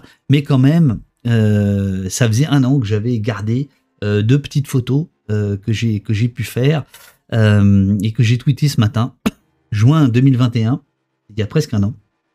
Souvenir à jamais. Tournage de Oussekine par Antoine Chevrollier sur les lieux mêmes de sa mort, rue Monsieur le Prince, bouleversant. La série, c'est ce soir sur Disney+, du Grand Art. Je vous montre la photo. Voici. Ici, nous sommes à l'entrée du bâtiment où est mort Malik Oussekine. Pour ceux qui connaissent les lieux, il y a au sol la plaque commémorative. Ici, l'acteur qui joue Malik Oussekine. Ici, une moto, une Honda d'époque, la moto des voltigeurs, et puis bah, là, vous voyez bien l'équipe. Et là, je crois bien que c'est Antoine qui est ici. Voilà. Hein, donc, on répète, il répète. Vous avez une équipe une partie de l'équipe de tournage qui est à l'intérieur du bâtiment. Donc, ça a été tourné sur les lieux mêmes du drame. Et ici, 2 motos d'époque. Et donc, pour le cinéma, pour les séries, il y a des loueurs de vieilles bécanes, de vieilles motos, de vieilles voitures, voilà. Et donc là, ce sont 2 bécanes de l'époque, de Honda XLR. Qu'importe. Voilà. Donc, je voulais vous montrer ça. Je vais aussi vous montrer la bande-annonce. On y va. Kalmerad qui joue Kejman, l'avocat de la famille Ousekine. De très violents affrontements entre manifestants et forces de l'ordre seraient responsables du décès d'un jeune homme de 22 ans. On sait qui a tué votre frère. Et il va falloir en prendre toute la mesure. Faut pas que ça sorte. On épluche tout. Il nous faut une version solide. Ils essaient de forcer le non-lieu en accusant Malik de ce qui lui est arrivé. C'est toujours la même méthode dans ce genre de cas. Rien ne permet d'affirmer qu'il s'agit de mes hommes. Ça peut être n'importe qui. On a plusieurs témoins. Ils mentent. Pourquoi ils m'ont tiré? Pourquoi ils m'ont tiré tous? Les choses ne doivent pas déborder dans notre camp. C'est quoi notre camp? C'est celui de la justice. Vous savez ce que je pense de cette justice-là? C'est crucial de continuer à protéger l'institution. Personne n'est au-dessus des lois. On cherche pas à être aimé, nous. Ce qu'on veut, c'est être traité à égalité, c'est tout.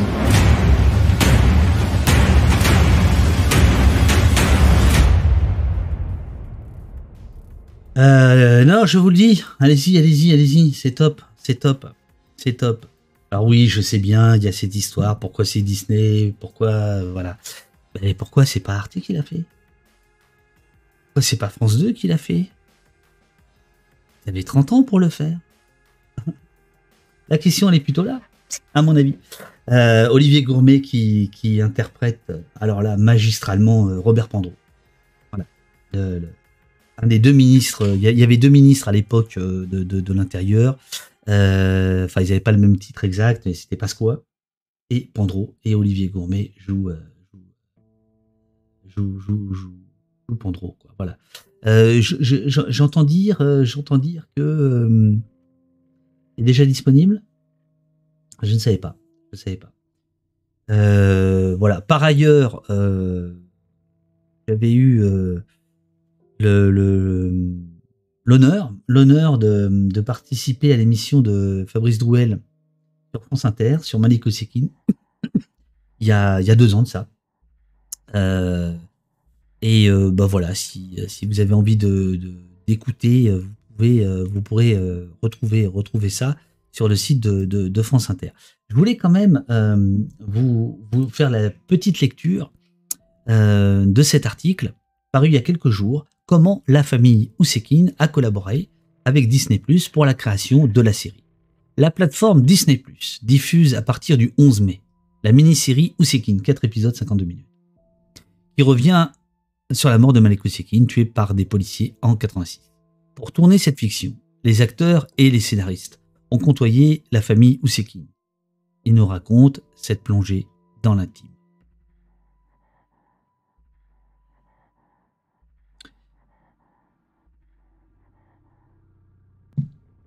C'est une tragédie à la fois intime et universelle qu'a voulu explorer le réalisateur Antoine Chevrollier à travers la mini-série Ousekine diffusée sur la plateforme de streaming. Ça c'est. Il répète toujours les mêmes trucs. Qu'est-ce qui est disponible? Les 4 épisodes ou juste le premier? Les 4 épisodes. Je vois les 2 autres là.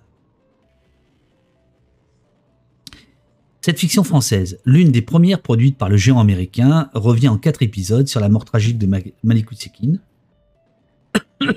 puis sur le combat de sa famille pour faire condamner les policiers responsables de son décès.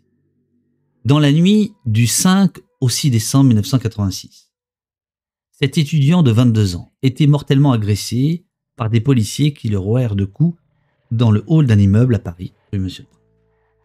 Une violence policière qui se déroula en marge des manifestations étudiantes contre le projet de la loi Devaquet du nom du ministre de l'Enseignement supérieur de l'époque qui voulait réformer l'entrée à l'université en instaurant une sélection. Je crois que cette bande-annonce, elle est différente.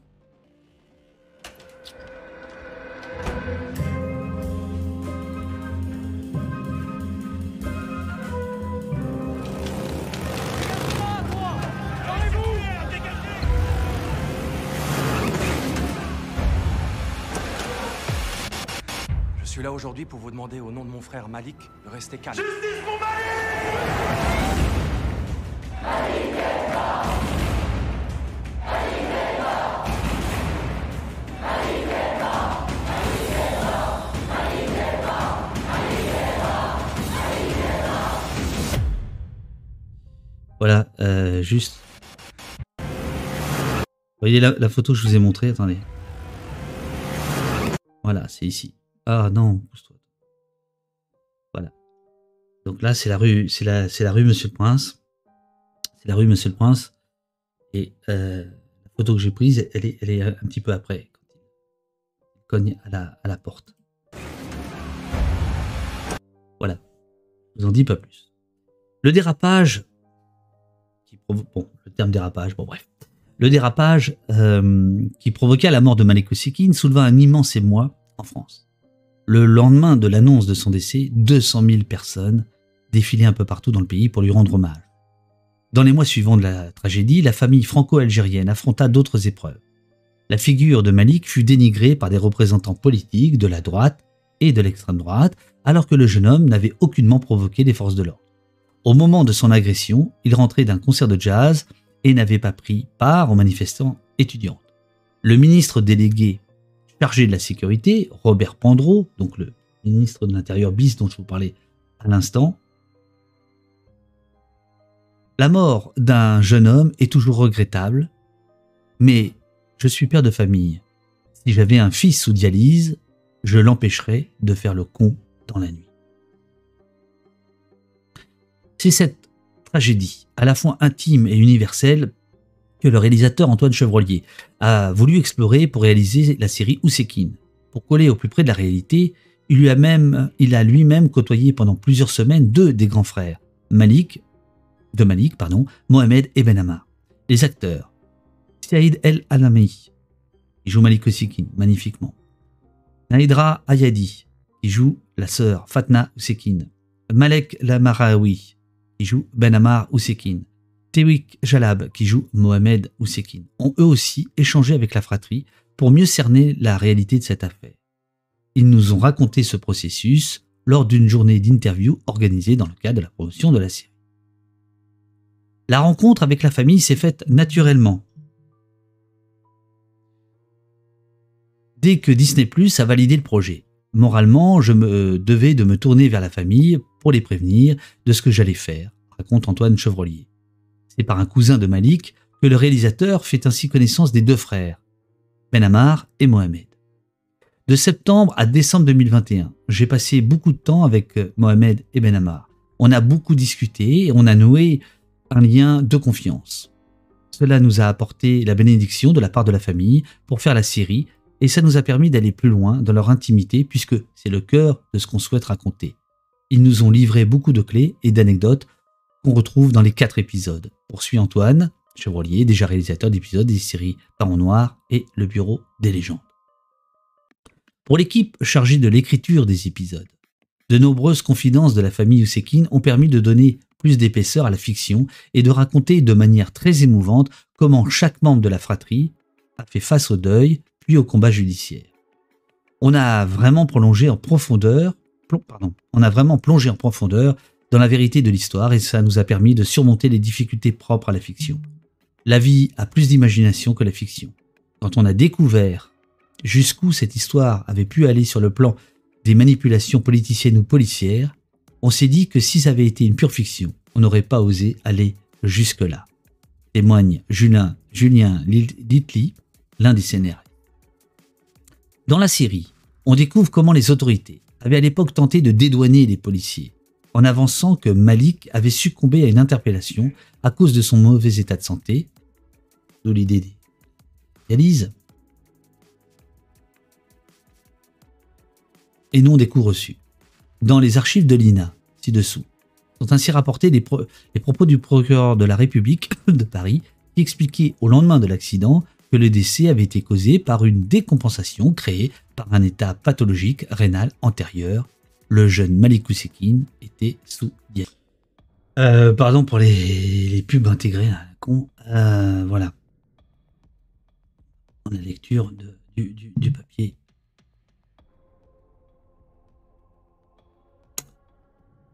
La plongée de l'équipe de la série dans la sphère familiale des Oussekine a également permis la construction de la série en plusieurs temporalités.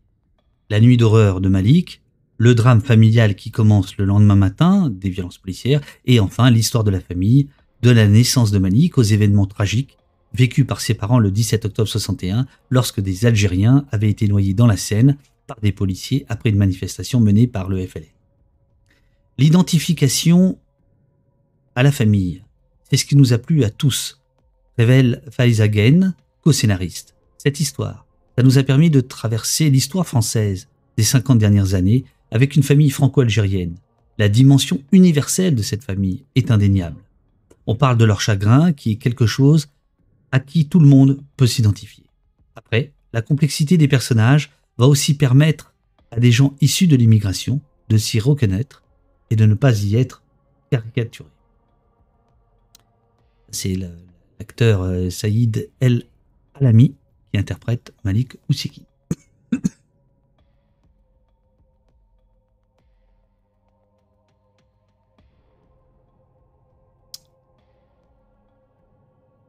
Si, en effet, hein, quand on regarde, on en avait parlé avec Noël Mamère, rappelez-vous, quand il était venu au poste, puisqu'il était à l'époque présentateur à Antenne 2 et qu'il avait cassé l'antenne pour parler de ce drame.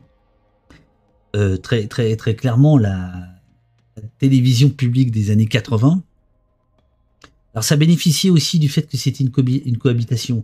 Donc vous aviez Mitterrand président, puis Chirac Premier ministre. Donc au sein des rédactions, il pouvait y avoir plusieurs courants s'exprimer. Et donc oui, très clairement, c'était beaucoup plus... voilà. En tout cas, sur Malik Oussekine, c'est quand même un peu un modèle. De ce qui ne se fait plus. Mais je souscris à la thèse de Fabien Jobard,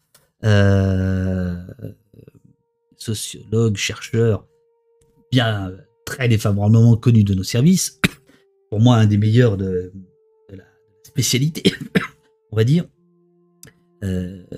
Pour Fabien, le fait qu'il y ait ce haut fonctionnaire que vous avez entendu, celui qui effectivement va voir Malik Oussekine roué de coups sous ses yeux, à qui il ouvre la porte. Malheureusement, les policiers arrivent à s'infiltrer dans le hall, et c'est là que ça va se passer. Le fait que cet homme soit haut fonctionnaire, je crois à l'époque, alors c'était pas Bercy, mais c'était des finances, je crois que c'était au Louvre,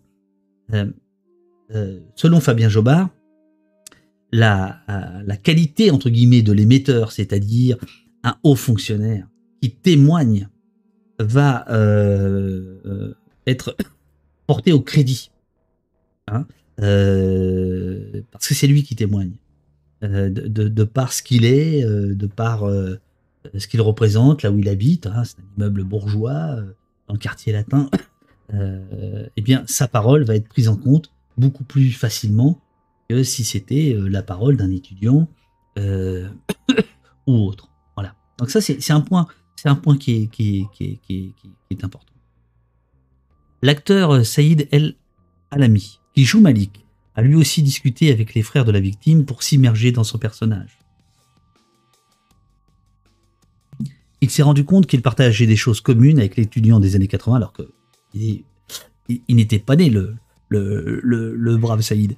Quand j'ai discuté avec Ben Ammar et Mohamed Oussekine, je me suis rendu compte que je partageais des similitudes avec Malik.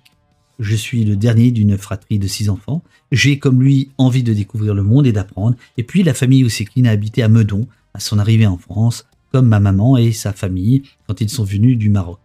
C'était très intéressant d'observer les grands frères de Malik. Je me disais que ce qu'ils sont, c'est aussi ce qu'était Malik. Ils ont cette joie de vivre, cette curiosité. Pour Saïd, comme pour les autres acteurs, cette plongée dans l'affaire Oussekine, 35 ans après les faits, a créé l'envie de raconter cette histoire aux jeunes, à l'heure où le racisme, les violences policières et les injustices n'ont pas disparu. Vous allez être très très frappé. Écoutez bien les premières paroles du premier épisode, les premiers sons. Vous allez être très très très frappé.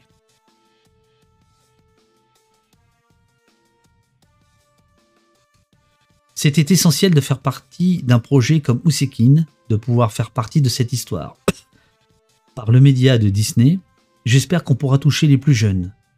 Il y en a beaucoup pour qui le nom d'Oussekine n'évoque rien, alors que je pense que c'est important de rappeler l'histoire, ce genre de faits, pour expliquer pas mal de colère d'aujourd'hui, d'injustices qui se reproduisent, souffle l'actrice Naïdra Ayadi, qui interprète Fatna, l'une des grandes sœurs de Malik. Saïd El Alami estime qu'il y aura pour lui un avant et un après. Au-delà du cinéma, ce rôle a une portée symbolique très forte. La série Oussekine sera diffusée sur la plateforme de streaming Disney+ à partir du 11 mai 2022. Voilà. Voilà, chers amis. Écoutez, on a presque fait le tour de cette petite émission de ce matin qui est un peu courte parce que il faut préparer celle de demain avec les copains des mutins de Pangée. Olivier, je ne sais pas si Olivier est encore là ou s'il est en train de boutiquer les petites vidéos. Demain matin, cinéma engagé, faut pas mollir, avec Olivier Azam des mutins de Pangée. On va regarder quelques extraits de films de cinéma engagé, un début d'un cycle d'éducation populaire, appelons ça comme ça, voilà. Appelons ça comme ça. Chers amis, je fais une petite pause, je vais revenir avec un petit café, et puis on papote quelques minutes. Qu'est-ce que vous en dites? Qu'est-ce que vous en dites? Et en attendant, je vais vous mettre un petit truc marrant. Blast a mis en ligne la contre-soirée électorale à la Cigale. Et je vais vous mettre la fin parce qu'on s'est quand même bien marré. Bonsoir. Ça va les gauchiasses?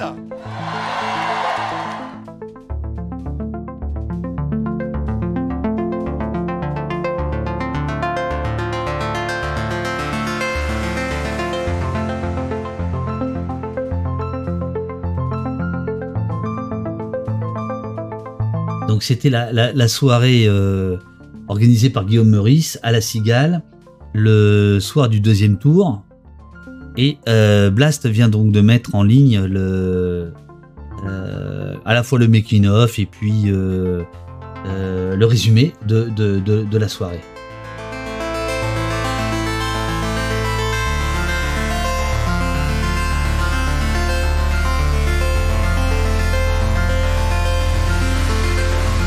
Bonsoir au peuple de gauche. Et c'est Emmanuel Macron qui est réélu président. On arrête de s'excuser d'être anticapitaliste, d'être antifasciste, d'être antiraciste, d'être écologiste, d'être internationaliste.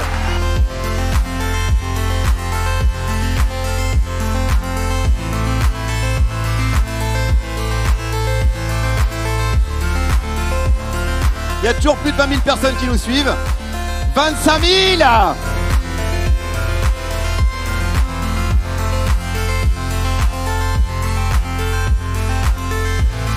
Alors je vous mets la fin, un peu avant la fin, et je vais me chercher un petit café. Merci beaucoup, bonne soirée à tout le monde. Merci Salomé.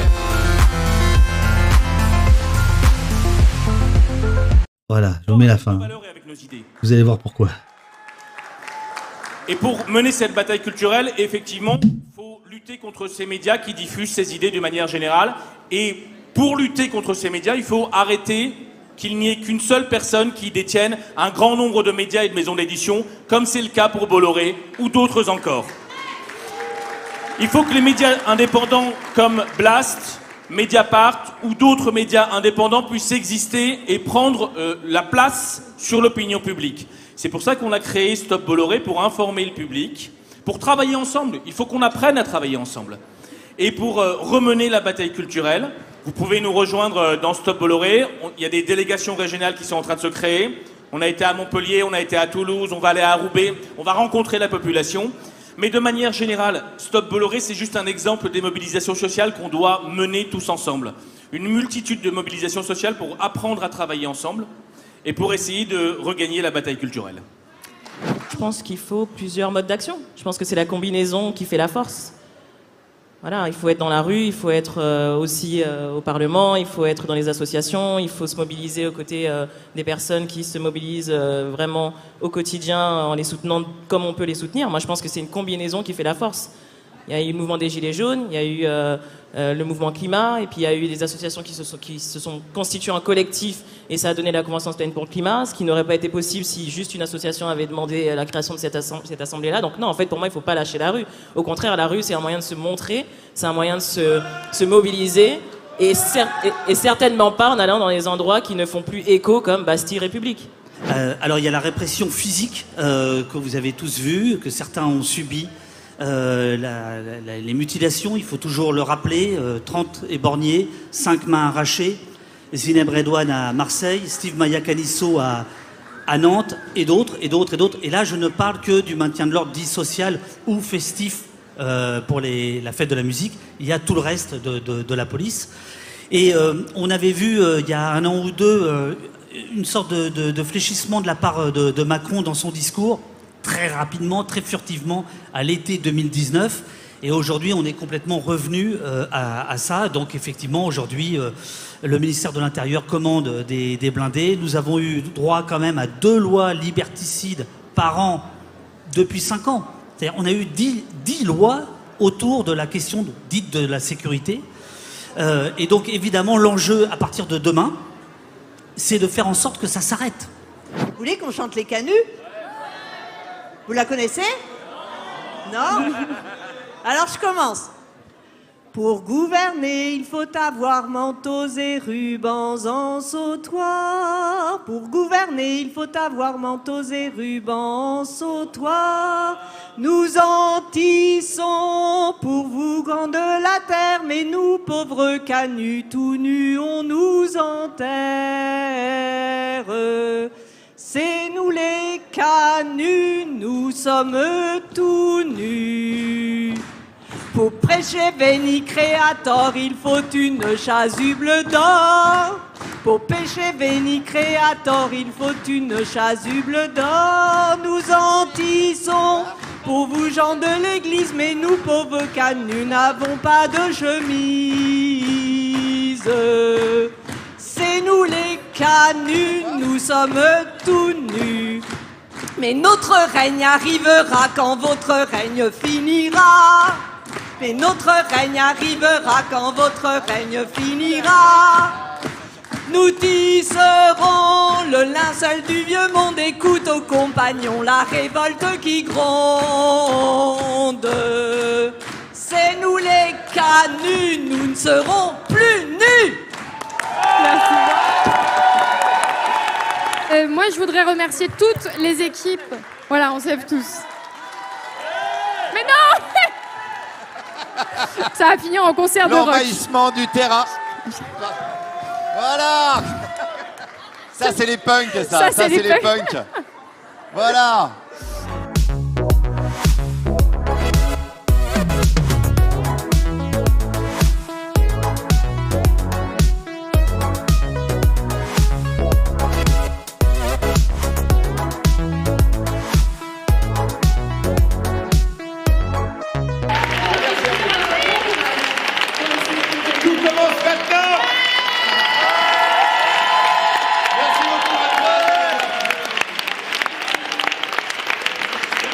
C'était totalement improvisé, hein, je peux te dire. L'initiative finale, ouais. Qu'un média qui sort.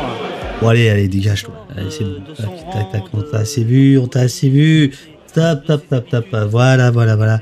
Ok, voilà. Donc, si ça vous intéresse, vous pouvez aller voir la petite, comment dirais-je, le petit résumé. Voilà, ça fait 1h18 sur la chaîne de Blast. À propos, il faudrait nous donner un petit coup de main là.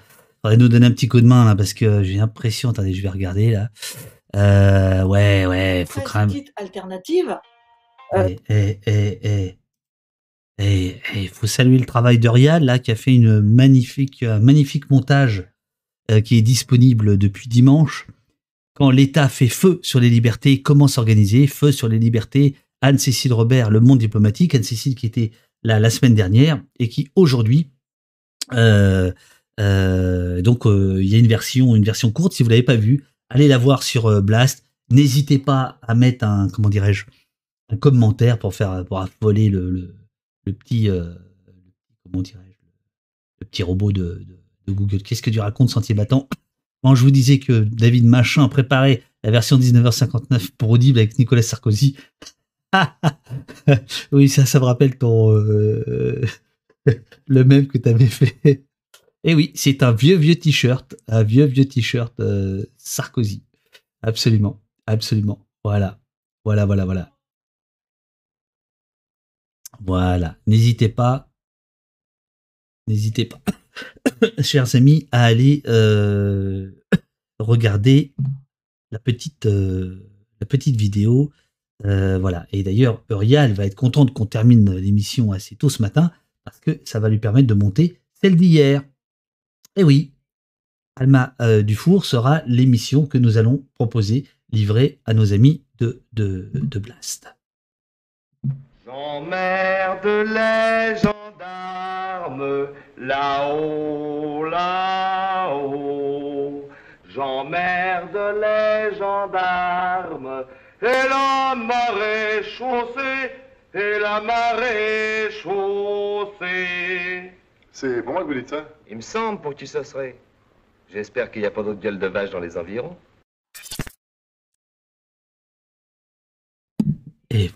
Et voilà, chers amis. Donc demain 9h, rendez-vous ici même pour faire un petit peu de mutinerie avec Olivier Azam. Voilà. Je vais mettre la page crédit, chers amis. Celle où, comme la sortie de la messe, quoi. Voilà. Batman a compris. Batman. Voilà. Hein, c'est le moment. C'est le moment de la générosité divine.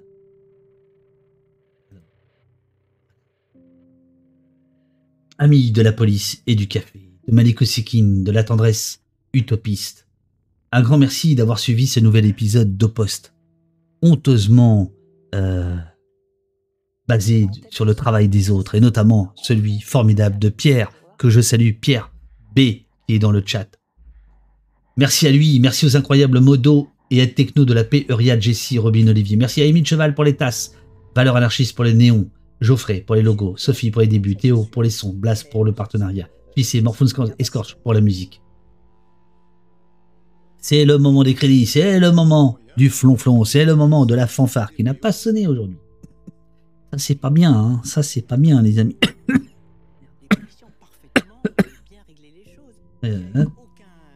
Non, c'est pas ça que je voulais faire. C'est pas ça que je voulais faire du tout. Attendez.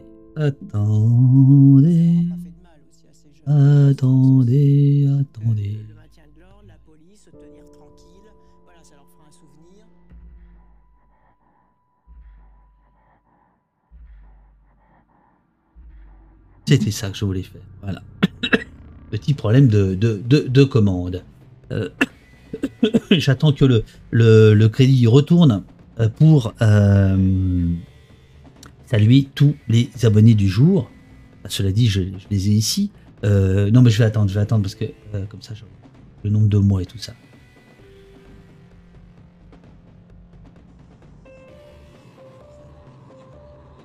Voilà, j'espère que l'émission vous a plu.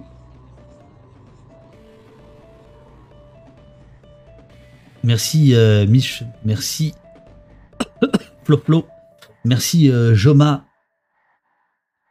Merci à vous tous et à vous toutes.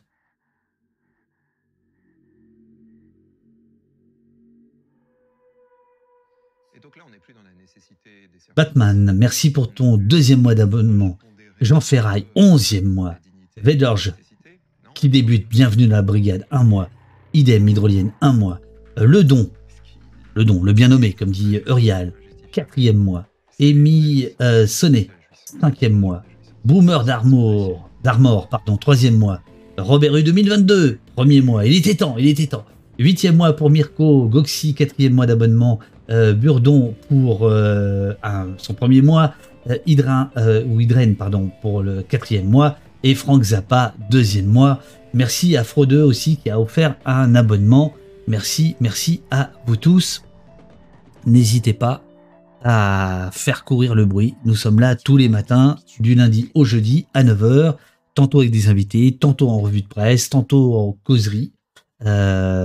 Merci à toi, merci Pierre, merci à toute l'équipe, merci à tous pour vos questions, vos remarques. On se serre les coudes, on apprend ensemble, absolument. C'est quoi le délire sur la chemisette rose? Oh, Manfou qui offre un abonnement. Manfou, t'es dingue. Je lis, je sais pas si tout le monde le lit. Tu as déjà offert 60 abonnements sur cette chaîne. Complètement dingue, ça. Merci beaucoup. Gloire à toi.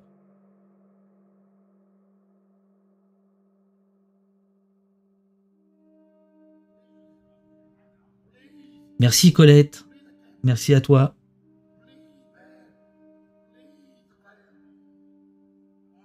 Alors, je vois que le train de la hype approche.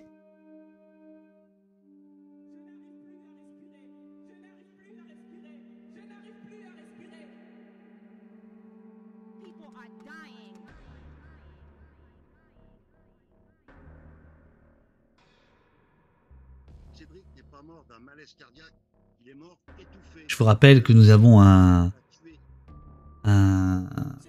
Discord. Si vous avez des remarques, des suggestions, des liens à partager, n'hésitez pas. Est-ce que Lilo, ça rapporte?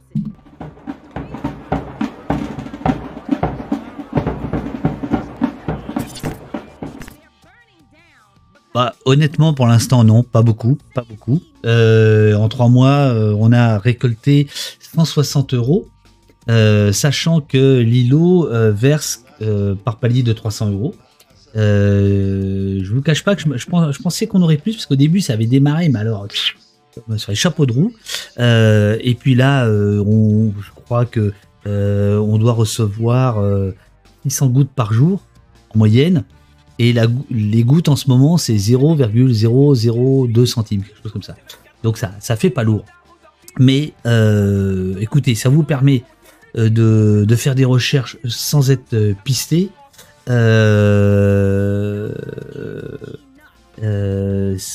Voilà. Et puis ça vous permet d'aider aussi. Ça vous permet d'aider des ONG, des associations de tout genre pour les droits humains, pour les migrants, pour les enfants, pour les orphelins, pour la presse indépendante, pour la presse libre, etc. Voilà. À la fin des crédits, j'arrête là et je vous dis à demain. Je vous rappelle que vos dons nous permettent de salarier Urial, de rétribuer Jessie, d'acheter du matos et moi-même de me défrayer pour préparer et animer les émissions. Donc c'est important. Sans vos dons, on peut pas fonctionner. Voilà.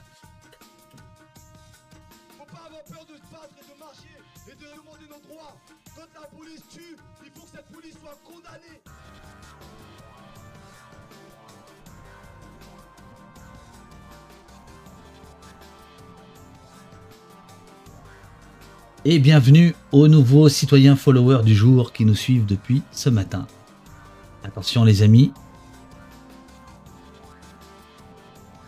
je vous souhaite une très bonne journée